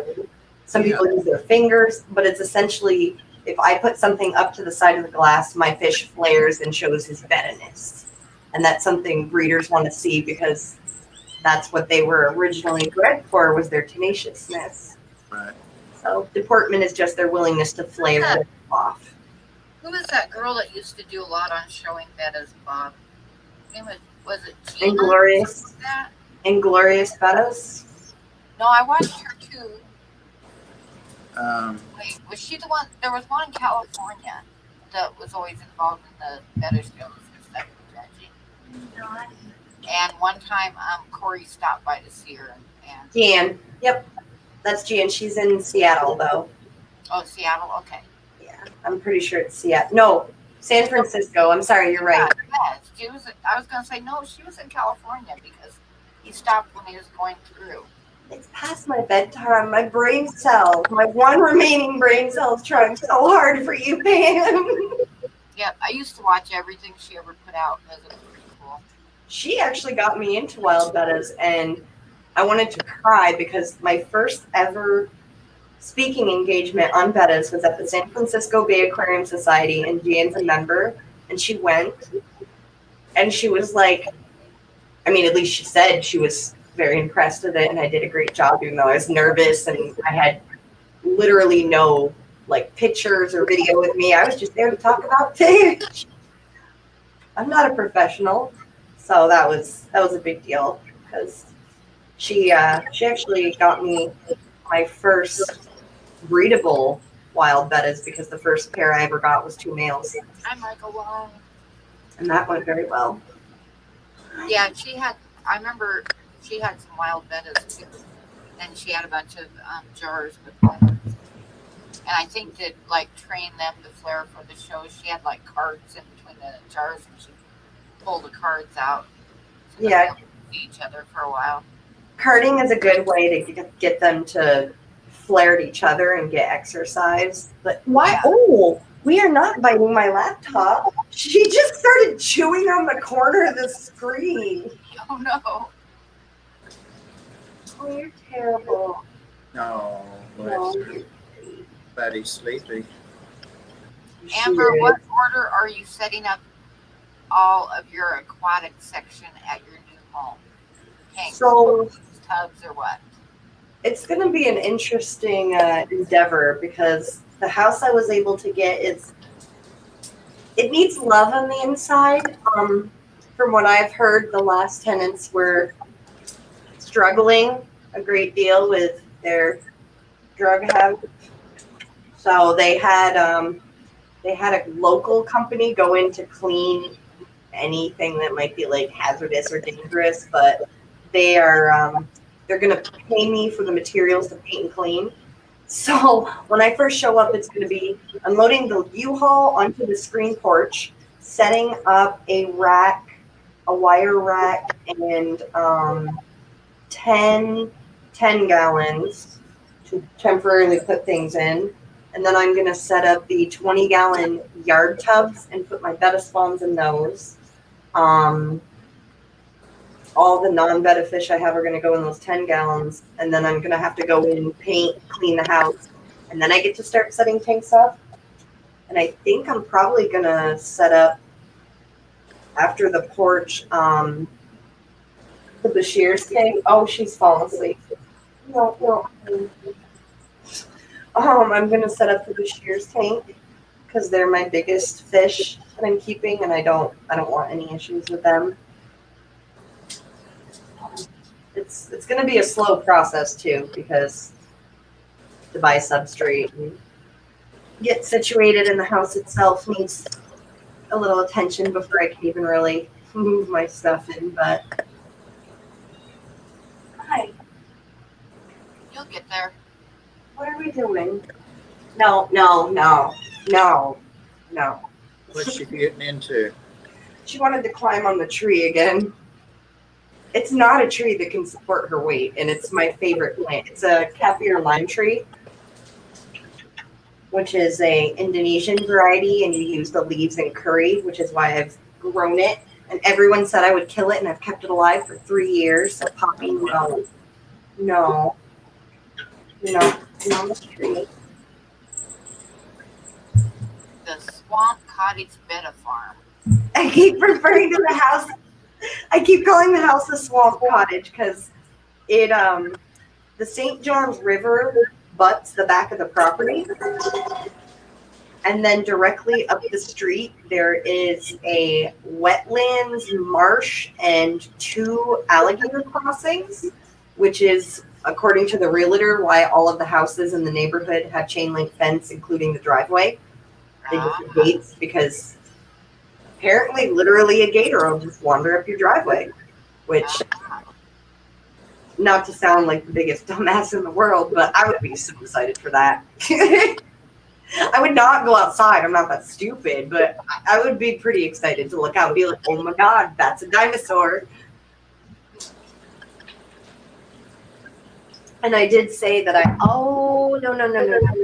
We're not eating that. That's not food. You're overtired. I know. Yeah. She gets overtired and starts to get bad. She's fuzzy. She's tired. I have to say, her ears.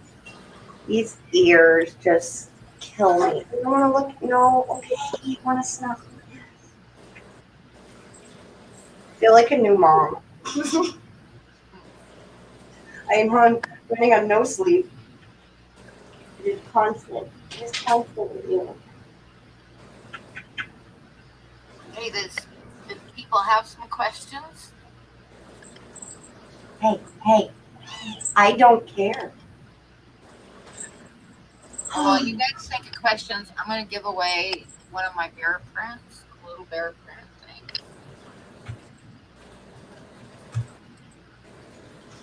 Like right here. See you, Ricky. And then the back of it looks like this. I don't care. So we're going to give one of them away. So, everybody know the rules. You guess a number between 1 and 75, and whoever comes closest without going over wins. And you get one guess per person. What else, Bob? I didn't know there was going to be a quiz, damn it. I think you covered it. Okay, so wait for me to type start.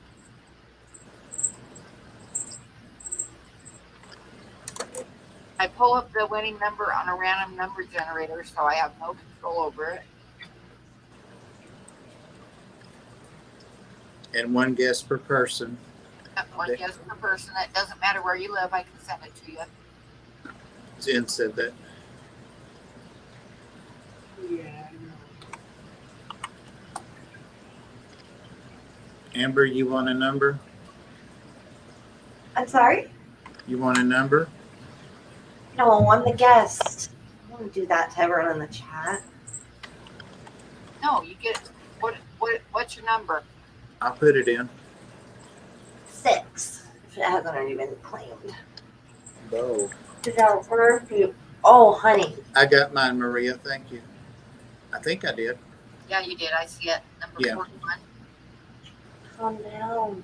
Thank you, Maria. Just calm down. I know. And if there's a tie, we do mud wrestling. Pudding wrestling, tapioca to make it gross. Yeah. Oh, that is the worst option. They were talking at our board meeting last night about some kind of thing they were getting at one of those slushy places or something, you know, a healthy drink. And they put tapioca pearls or beads in the bottom of it for sweetener. And I thought about those fish eggs we were talking about. Yeah. I've never been able to eat tapioca because to me it looks like fish eggs. Yep. It's also why I don't like boba tea. And the texture's nasty. Like bubble tea, I don't enjoy that. Nope. Boba tea, B-O-B-A. I've never seen that. I don't know what it is. It's like I don't know how to describe it. It's like a type of gelatinized little tiny ball of different flavors. I don't know how to explain it. It's gonna just sound crude if I keep talking. Let me find Google. Tell me. Google, what is your explanation? Tea-based drink that originated in Taiwan and it consists of chewy tapioca balls. Okay, so they're just tapioca balls. Yeah. Well, Oh, yeah. No, Zen. I It's don't like it. Zen. It's not like. Apparently, it is. That may be what they were talking about last night. Then I don't know. I just don't like them. I think it was. It was a bachelorette party when I tried my first one, and I had a lot of tequila, and nobody told me that there were little like hard bits at the bottom of the drink that were gonna slam me in the face when I took a giant sip of my tea. I almost choked to death on it, gagged for 5 minutes, and I was like, I hate this drink. Julie said if 41 wins, she's not wrestling tapioca. I can have it.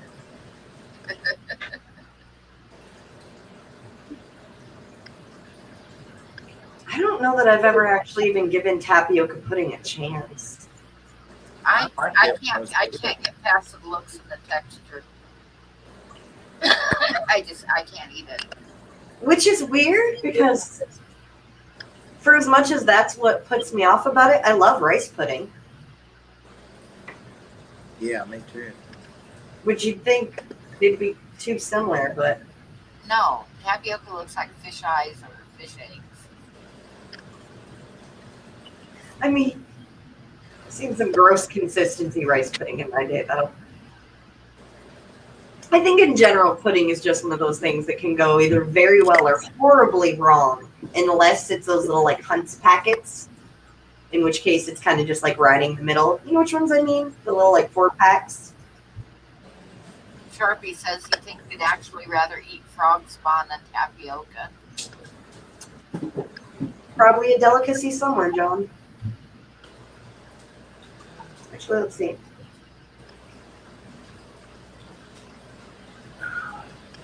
Had to get Daniel unwedged from behind the nightstand. Oh my goodness. Frog eggs are a delicacy. Who knows?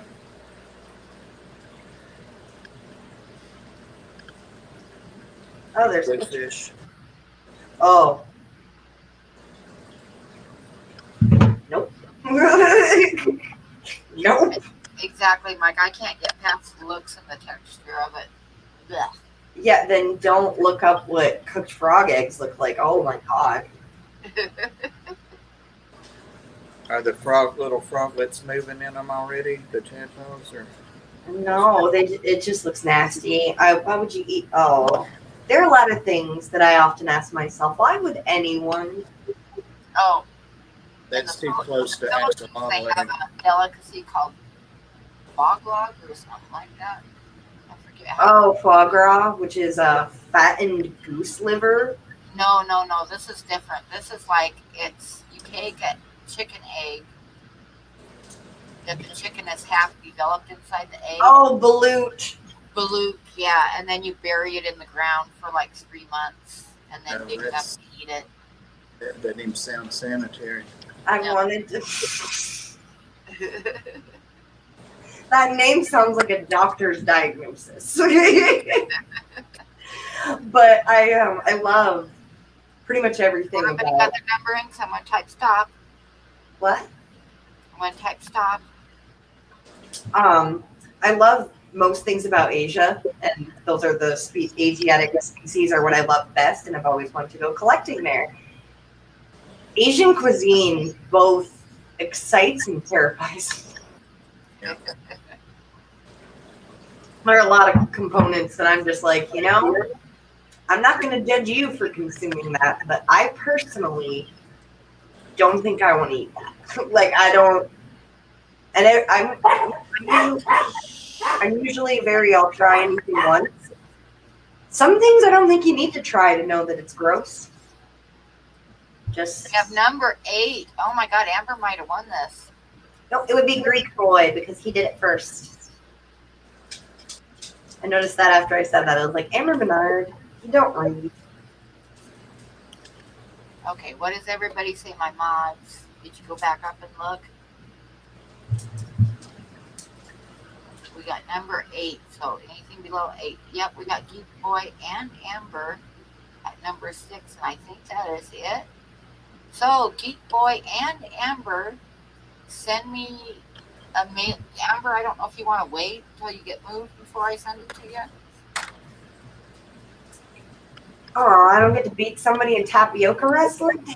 Man, Yeah. Well, they're prints, so I can send one to each of you. get my hopes up. No, I'm just So here's my email. Send me You've got Geek Boys your hopes. address.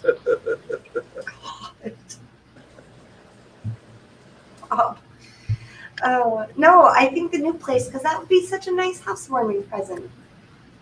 Yeah. So if you want, I'll hang on to one for you until you get moved, and then get your address. I would really appreciate that. I actually have a moving date now, 25th. So Geek Boy, I know I've got your address, but go ahead and send it to me again with a little notation that it's a bear print, so I can send you one. Sharpie, I don't know what that is, but I'm not willing to Google that. My Google history is so questionable, not because of anything to do with me as a person, but just sheer curiosity. Yeah. Like the number of times in college somebody was like, hey, did you know this animal's genital looks like this? And I'm like, no, it doesn't. So I'm like, oh my God, Google. I'm like, oh, that's horrifying. And then I have that moment where I'm like, there's some little man in some cubicle somewhere that just like added me to a list. Yeah, I see. Judged me for a second, shook his head, and went, we've got another one.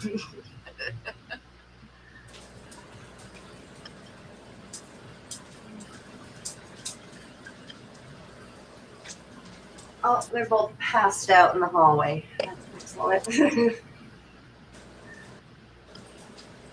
I'm trying to catch up on chat because I'm horrible at staying on top of it.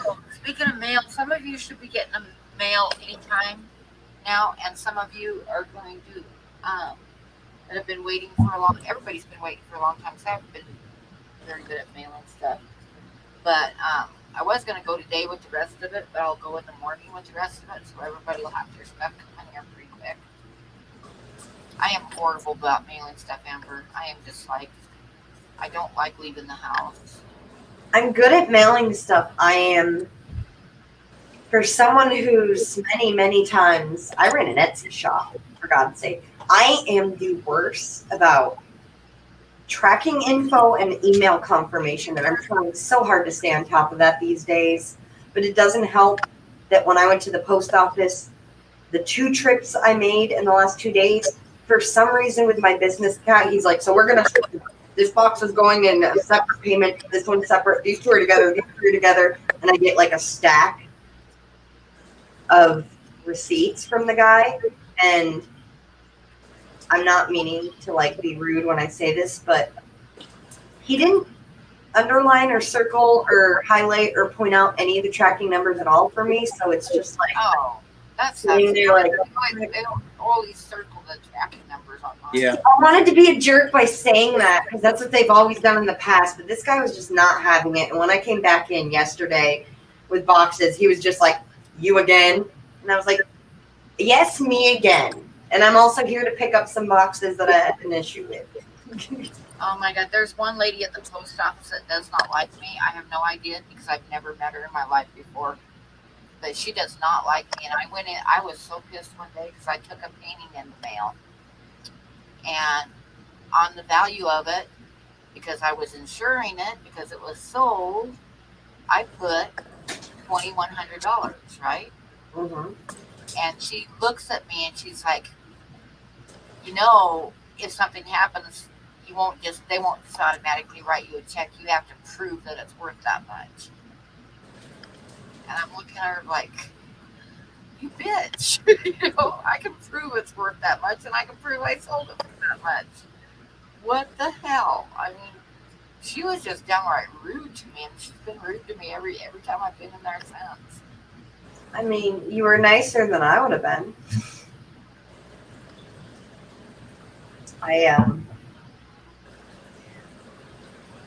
I understand that customer service sucks. I've worked it many times, and I put myself through college I've winter. worked for years, but you don't. I mean, you know, she just Yeah. automatically assumed that my stuff wasn't worth anything, and I was lying about the value of it. And I looked. No, I didn't say anything. The only thing I said was I looked at her and I said, "The purpose is for you guys not to lose it or damage it to begin with, and then there won't be any issue, will there?" You know? Yeah, that's the other thing. Like, what does she think? You're gonna somehow like jump in the back of a USPS truck as it's en route and steal it so you can get the insurance? I know. It's like, what the hell? The But the last two things that basically I tell put, me that I was lying and my work didn't sell for that much. I mean, it's like, you don't even know me. You've never seen a single piece of art that I've done, and you're just assuming that I'm lying. You know what I mean? you know, the last two things, Pam, one of them was to you. I can't remember who the other one was to that I could have done the claim on. I didn't even bother with it. I mean, it was only, I didn't raise it above the $50 standard, but Yeah, I've had a couple little drawings go missing and stuff. yours didn't get there for Mostly I like don't worry 23 about it. days or something, so that was easy to prove, you know. I didn't even fool with it. When I lived in Queens, we had one of those buildings where you have the entry door that you can just go into, and then you have the buzzer system and another door leading to the lobby. And the number of times LaserShip, no other shipping company, but LaserShip would just leave it outside of the very first door. They wouldn't even open the door and hit the buzzer to like try and let you know. They would, and they had the ability to get buzzed into the building by the super because they weren't supposed to leave it out there. I think I lost, it was definitely over 20 because Amazon started requiring me to fill out an actual like incident report with the shipping company and go through this whole like hoops and a bunch of other BS just to get it to work. And it was only LaserShip, which is same and next day. So I just stopped clicking on those as options and started picking like longer shipping options because I was like, you know, my mail lady doesn't do this. Yeah. And it was usually because LaserShip is an independent company. You basically work out of your own vehicle as like a contractor, kind of like Uber. Right. The number of times it was dropped off by some kid who rolled up in a car with like a buddy in the passenger seat and smoke that rolling out of the windows that you could smell. Yeah. Yes, Bob. That you could absolutely smell from the building with the music blasting, and then you kind of hop out and like throw it the rest of the way to the building, and I'm upstairs like some crazy old lady who's just like, "Hey, you little bastard! That is my mail! How dare you!" One day I was gonna wait up for him, but he was too quick throwing it at the building for me to get out there and scream at him in his face. And I'm like, this is making me a Karen. This company is making me a Karen. I'm waiting out to scream at the 20-year-old delivery.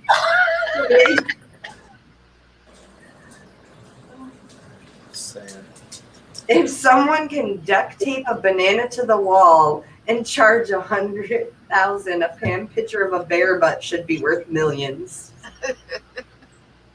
Very well put, John. I agree.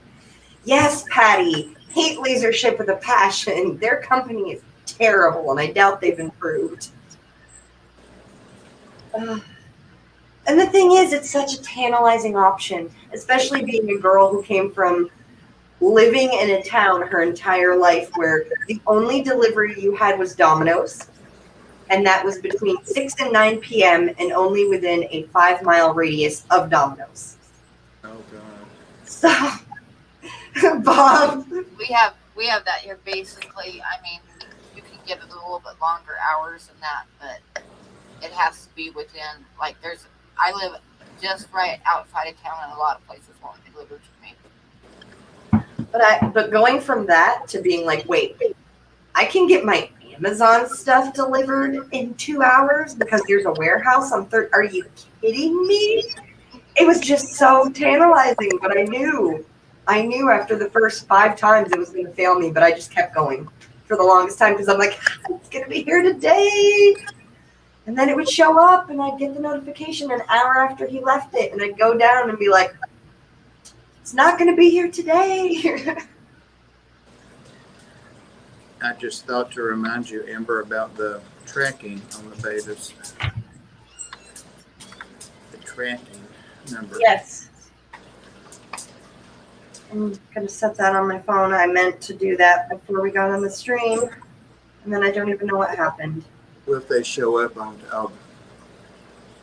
probably like I did, start to do something or tell something, and I'm 3 stories away or 3 tasks away from that. Oh, I'll be honest, I was Oh scratched. my God, Alex, that is so true. They should. I mean, he was. No, I'm not going to get into politics, but he's done it on purpose. He's just got destroyed the post office. It And was?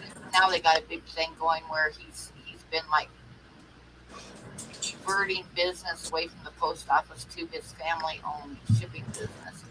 I will be right back. 1 second. But Laramie is a small town, a relatively small town. But we actually have a lot of fast food and pizza places and stuff like that because Laramie is also a college town. So.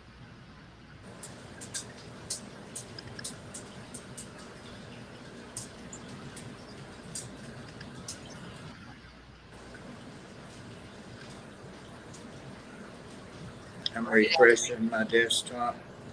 Where did Amber go? Jesus, that's not even us.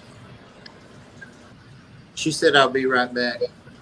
Oh, okay. Good night, Susan.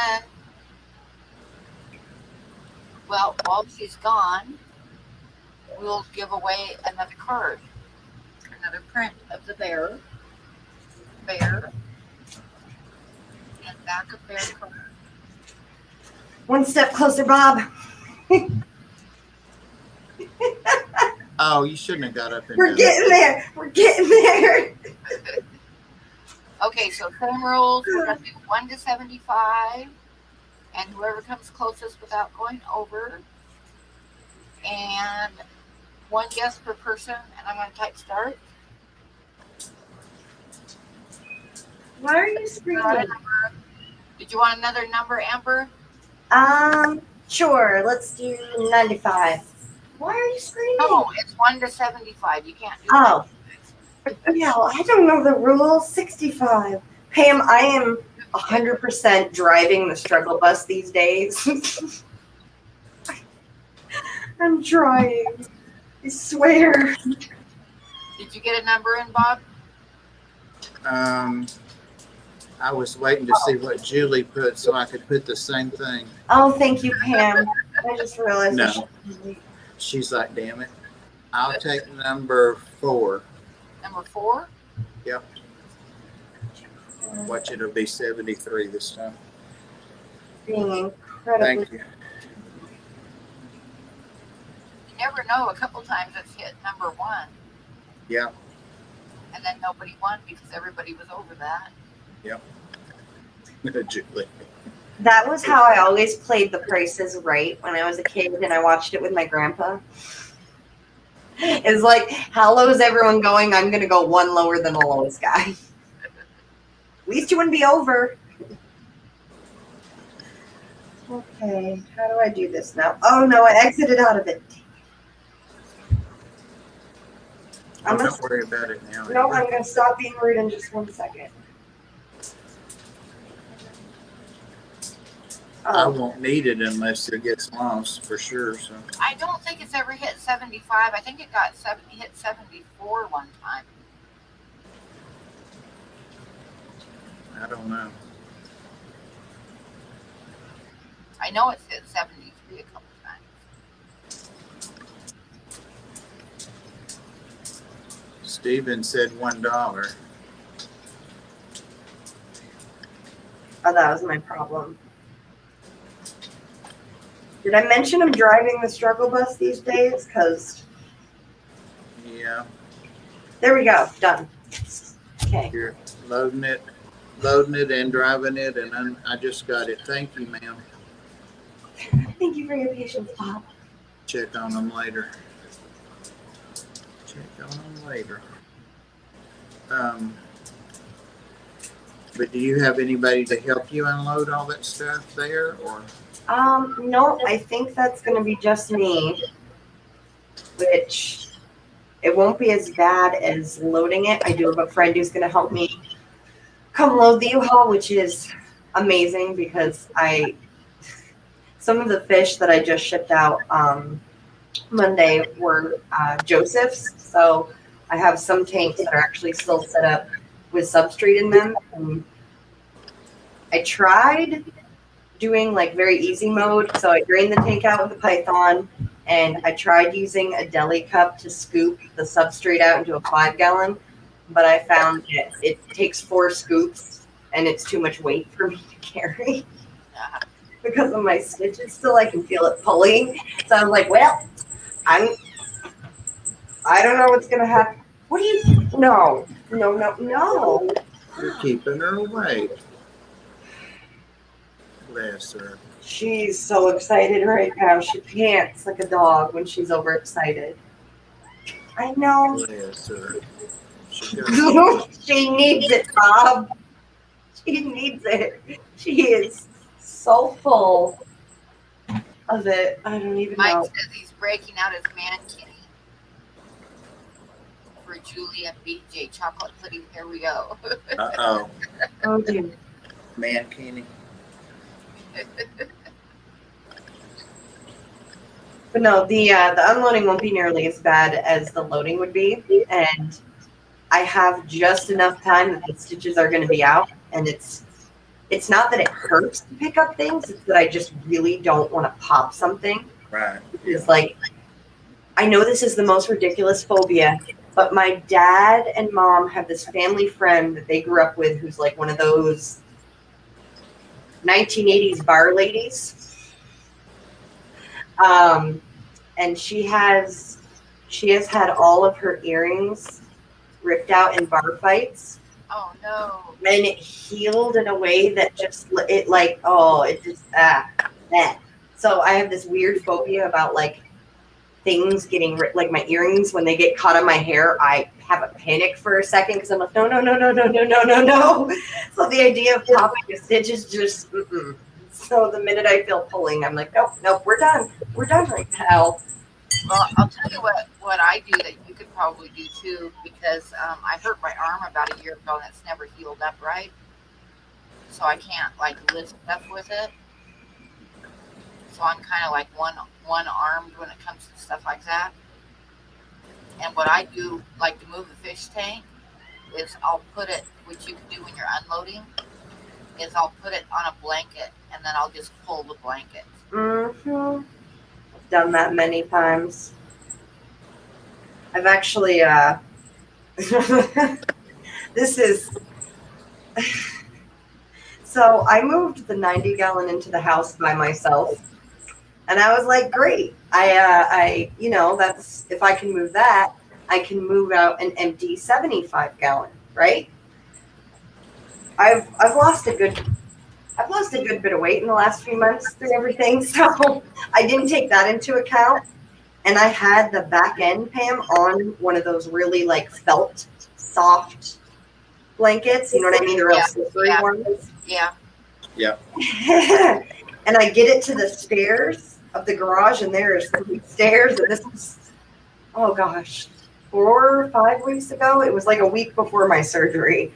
And I was trying to get it done, and I pull it onto the lip, so it's like balancing on the top of the stairs. And I'm like, I've got this. I'll just put my weight behind it, and I'm good. And the damn blanket that I used slipped, and the whole tank just kind of flew down the stairs, and I didn't get crushed or anything, and it was actually really funny. But it kind of went over me because I just went down because I didn't. No. I lost 60 of the pounds that were keeping me pushing tanks around. So it just kind of went over me, and I laid there for a second. I'm like, all right, I can wiggle out because it's still balanced on the bottom step. I'm like, I can wiggle out. This is fine. And then I look out the open door through the yard, and I share a fence with the president of our fish club, and he's out on their patio deck grilling, and I know he can see from where he is into my garage. And all I can think is, do not let the president of my fish club see me trapped under the fish. And I was just like trying to wiggle and the tank slides and it made like a noise on the stair. I'm like, no, shh, do not call attention to the spectacle. I'm like trying to shut the door from my position on the floor under a tank. We got a number 69. Now see, when I was like writing down numbers, like thinking of numbers and writing them down, everybody kept thinking I was going to do number 69 all the time. And now we actually have a number 69. Amber's 65.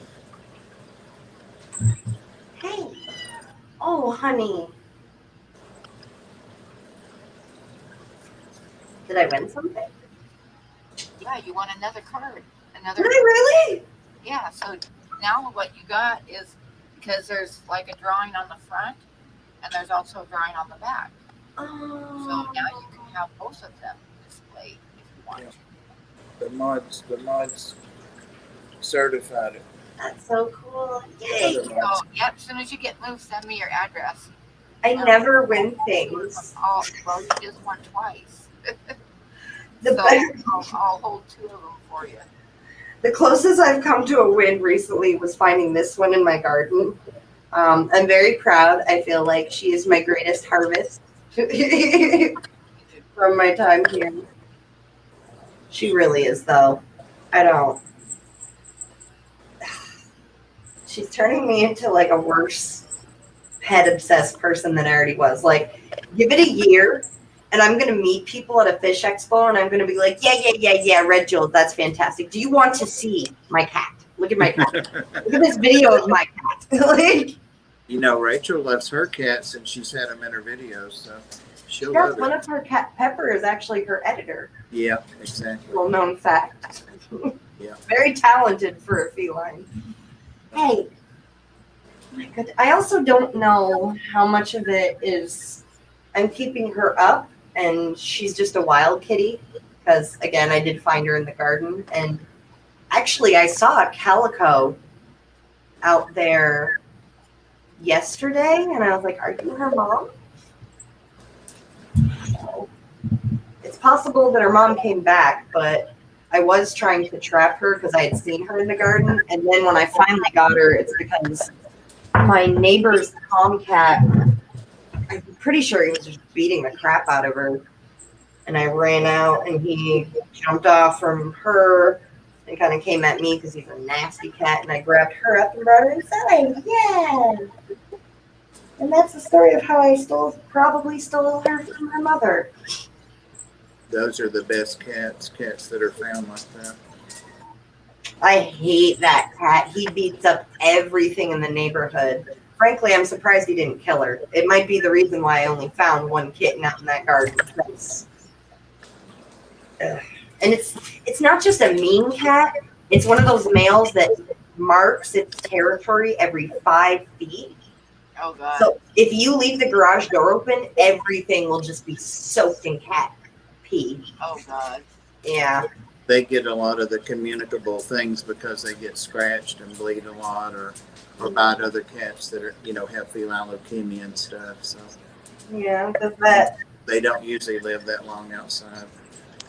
Yeah, the vet was saying I'm lucky she's healthy. The only problem is she had worms, but now she and Peanut are both being dewormed, so it's fine. Yeah. They're basically born with worms, are they not? If the mother has them, they do pass through the milk, I was going to say. That's how they get them, the little lymphets or whatever before they come worms. I'm sure that's not the right word, but I remember getting a couple kittens one time. They were barn cat kittens. My kids were so excited and they loved them to death. And then No. after we had them for a couple days, we realized they had ringworm. And my kids had ringworm then by then too. I once dated a gentleman. He wasn't a gentleman. I once dated a guy who was in the Air Force, and he came back from Iraq and gave my cat at the time tapeworms. Hey, Oh, stop! because they would share food. He'd eat and then feed it to my cat. Mm. Fortunately, he was not a very affectionate boyfriend, so I didn't get the worms. Oh no. But my poor cat. Yeah. My nephew, when he first got here from the Philippines, he had a tapeworm, and that was not pleasant, but it got taken care of. I've known a few individuals throughout the years who either spent time in South America or lived there, and the way they would complain about their bowel movements, I'm just like, I feel like you probably have worms. You might want to get tested for that. Because one kid like lived in Ecuador until he was 16, like very impoverished. He would tell me regularly that he didn't own shoes for many years, and I'm just like, that could be why you don't. You might want to go to the doctor. Like, if you're having that much trouble in the bathroom, you might want to go to the doctor because it's probably worms. I don't know about where Pam grew up, but back when we were kids, Pam and I, the worms were not that uncommon in children. They really weren't. No, I remember I had one time. Peanut. I remember that my mom gave me this little pill, and it made me throw up. And it only made you throw up if you had worms, and it was purple. And I was running for the bathroom, and my dad stopped me and was shaking me and yelling at me for running through the house. Oh my God. So I very calmly walked to the bathroom, opened up the door, and then the throw up just like exploded, and it was purple, and it was everywhere in the bathroom. Oh. But I was running for the bathroom because I had to throw up, I've never had worms, but I did because my best friend from high school has 4 children. Bless that experience. First time in my life got head lice about 3 years ago because Oh, my they were kids kids. got it, but I never got it, thank God. I'm allergic. My daughter got it a couple different times. It was awful stuff No. to deal with, and it ruins the hair. I mean, you put that Rid-X stuff in your hair, and it just fries your hair. It was going around the schools for a couple years when my kids were growing up. I never did get head lice. It was awful. I was quarantined with her and her family for 2 weeks because my roommate was like, "You're not bringing that here." I'm like, "I don't want to. It's the worst." And for me, the reason it was the worst, even though when Ava combed out every time she combed my hair, she would find like 2 dead ones and 1 live one. Yep, and the eggs would get like behind their ears and their hair. Ooh. She didn't even find eggs, but it turns out I'm allergic to their saliva. Yeah. Like the whole, you're crazy and you need to stop it, kid. But yeah, my girls both got them, and I never got them from them, thank goodness. But it was a pain in the neck, and I'd spend hours going through their hair looking for any eggs or anything. And they couldn't go to school till we got rid of them. And yeah, it was nasty stuff. She has 4 children and a husband, and they had 1 bathroom, and I was staying with them, and we all had head lice. My oldest daughter, she was like in high school when she got them, and I was like, they'd been going around the school for a couple of years, and I was like, I told you never, ever, ever share a brush or anything. And she's like, well, I never share my brush except with, and then she named off like 4 of her friends, and I'm like, yeah. And Courtney, I think she was like in the 2nd grade, and I think how she got them is everybody hung their coats up on a rack and they were all jumbled up together and stuff. And I think that's how she ended up with them. Because the coats with the hoods, and then somebody else's hood is right by yours. Yeah. Amber, does she have a favorite toy? I was just trying to think about rowdy kittens, what I've done before, but She does. It's Okay. a catnip-filled carrot that's sitting in the hallway. She likes all of the toys. She makes everything toys. does she have a baby, like a little bear or anything like that? She does. She has a Okay. Got the bases covered for sure. Yeah, She she just has doesn't it. want them right now. She even has the little which I bought for the boys and they never utilized. She has one of the little ball on a track toys. She loves that one. Though she doesn't play with it the way she's supposed to, she gets mad and tries to grab the ball and rip it out. And then she'll get really mad and just jump on it and start biting the whole thing and gnawing on it like she's just gonna raccoon her way in. And I'm like, that's not how this works, kid. I had a little kitten one time that was totally full of shit. And what I did, and I loved it. Oh my God, it would play for hours with this thing. But I don't remember what kind of toy it was. It was some kind of a hard toy. But I tied it up with a piece of elastic string and then put a nail at the top of a door sill and had it hanging just out of her reach. And she would bat it. And of course, the string would stretch because it was elastic. And she'd get a hold of it and have it down between her paws on the floor. And then she'd lift her paw to look at it and it would go boing back up in the air again. And it would keep her busy for hours. She has one of those and she's terrified of it. Yep. When I first knew I wanted to get a cat, because I wanted to foster, because at the time it was like, no cat, not getting a cat. And I'm like, but I really want a cat. I'm going to foster one and you're going to fall in love with it and it's going to be a foster fail. That was my plan all along. Knew what I was doing. It worked. I got 2 cats out of that. Pro tip for all the ladies who have a partner that does not want to let them get a cat. Say it's a foster and just make sure it's a really good cat. Right. You will fall in love with it. And then, you end up with a cat or 2. But I got all the supplies not knowing I was going to get 2 11-year-old men. So I have the little toy that's on the retractable fishing line and you bounce it around, and I got a multi-pack of all different toys for it. He's also afraid of that one. So the felt bubble that never got used by either boy, she's obsessed with, so that's exciting. You know those little cat bubble cave things they make? Yeah.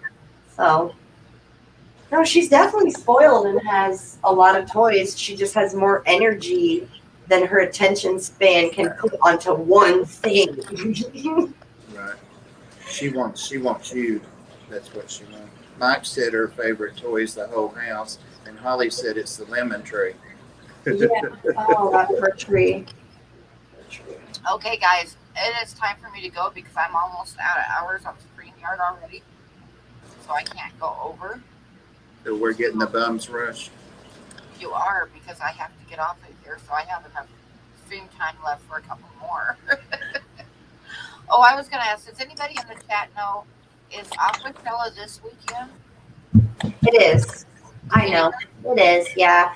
Okay, then I'm going to go ahead and skip my Saturday stream, and that'll make sure I have enough hours to do my next Wednesday one. Because if Aquashella is going on, then there's not going to be that many people in here anyway. Mike's Aquatics, they aren't stashed around the house. They are thrown in plain view, hoping she goes for those over my anything else that I care about. She doesn't, I will say, and then I'm going to go, I am so lucky that she does not eat plants. But God bless her little heart, she beats the crap out of them. She likes to Mike Tyson the vines. So She's got a lot of spirit. Thank you both for having me. Oh, I could go for another hour real easily, but like I said, for some reason I kind of used up my time. And my ADHD child, who is probably eating something she shouldn't be right now, is trouble. That's trouble. So good night, everybody, and thank you for coming in. Thank you for the fun stream. And go buy a fish on Amber's site so that she can not have to move everything. That would be. And she's got beautiful fish, and this is like a once in a lifetime opportunity to get good breeders, line bred, good breeders. So go look at them. It's not a lie, because some of those I wouldn't be selling if I wasn't moving. Exactly. This is like a once in a lifetime opportunity to get really high quality Bettas. So and they aren't priced that high. They're like I've seen them on eBay and stuff that were not anywhere near as nice a fish that were like way more money than that. So go take a Oh, look. is your Etsy for betas? Real quick, I meant to ask that. No, I don't have an Etsy anymore, but when Oh. I did clay miniatures. Okay. I specialized in doing fairy doors and like little garden seeds. Nice. Yeah. Okay, so I'm gonna end the broadcast. Good night, everybody. Good night. Thank you for having me. Sorry, I'm like cutting everybody off. So I can say I can visit for another you're hour not. easily, you're but no, I'm not. Good night, everybody.